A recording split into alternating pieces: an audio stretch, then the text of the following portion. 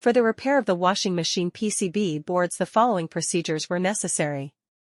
Replacement of various electronic components and general clean-up of the unit. For testing, we use a 24-volt DC power supply and a multimeter.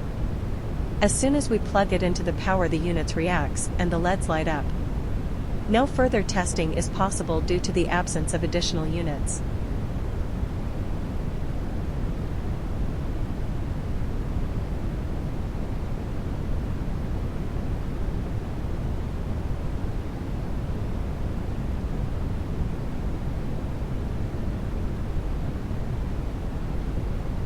It is now clear that the washing machine PCB boards is working successfully, is ready to be delivered to the client.